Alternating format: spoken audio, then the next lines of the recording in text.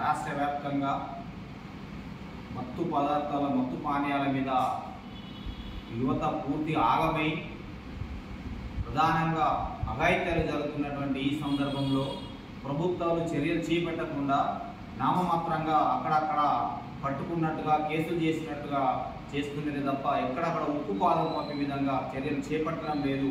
దానివలన ఈరోజు మహిళలు రోడ్డు మీద తిరగాలన్నా వృద్ధులు తిరగాలన్నా భయభ్రాంతులకు గురయ్యే పరిస్థితి ఉంది రాష్ట్ర వ్యాప్తంగా. అందులో ప్రధానంగా మారుమూల ప్రాంతమైనటువంటి నిజామాబాద్ జిల్లా సిరికొండ మండల కేంద్రానికి సంబంధించి కూడా ఈ మధ్య కాలంలో మత్తు పానీయాలు సేవించి యువత పూర్తిగా అడ్డదారిన తగ్గుతున్నది. ఆ యువతకు అవగాహన కల్పించకపోగా ఈరోజు కేవలం నామాత్రంగా కేసులు చేసి జైల్లో దోస్తున్నామని చెప్పేసి ప్రభుత్వాలు చెప్పుకోవడం ఇది సిగ్గుచేటుగా మేము భావిస్తూ ఉన్నాం.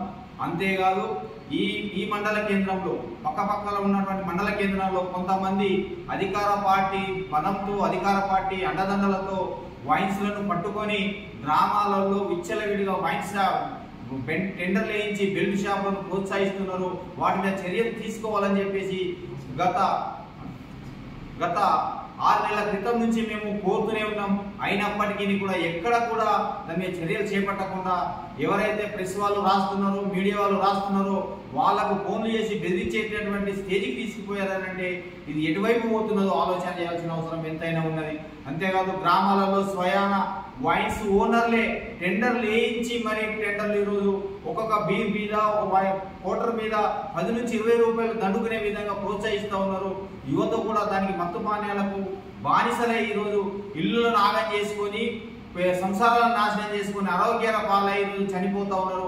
వీటి మీద తక్షణమే సంబంధిత అధికారులు చర్యలు చేపట్టి బెల్ట్ షాపులను అరికట్టాలా.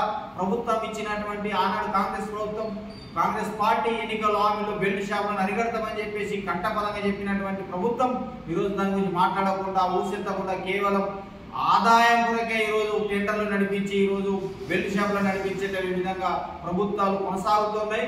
ఇది సరైన విధానం కాదు. ఇప్పటికైనా ప్రభుత్వాలు అట్లాగే సంబంధిత అధికారులు పోలీస్ శాఖ వారైనా ఎంఆర్ఓ వారైనా అందరూ అధికారులందరూ యువతకు అవగాహన కల్పించి ప్రతి గ్రామంలో అవగాహన సదస్సులు ఏర్పాటు చేసి మత్తు పానీయాలతో మత్తు పదార్థాలతో ఎంత నష్టం జరుగుతుందో వివరించడం అలాంటి కార్యక్రమం చేపట్టడం చాలా మంచిదని చెప్పేసి కూడా సిపిఎం ప్రజాపంత పార్టీ.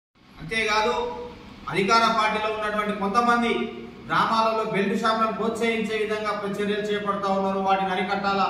కాంగ్రెస్ ప్రభుత్వం ఇచ్చిన ఎన్నికల్లో హామీ మేరకు బెల్ట్ షాపులను అరికడతామని చెప్పినటువంటి ప్రభుత్వం ఈ రోజు వాటి గురించి మాట్లాడకుండా ఊసెత్తకుండా చూసి చూడనట్టుగా అధికారులు కూడా కొనసాగుతున్నారు, వ్యవహారం చేస్తూ ఉన్నారు.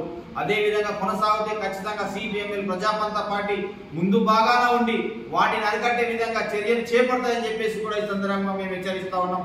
యువతను తక్షణమే అవగాహన కల్పించే విధంగా అన్ని గ్రామాలలో సదస్సులు ఏర్పాటు చేసి యువతకు ఆ కుటుంబాలను ఆదుకునే విధంగా చర్యలు చేపట్టాలని చెప్పేసి కూడా మేము హెచ్చరిస్తూ గుర్తు చేస్తా ఉన్నాం.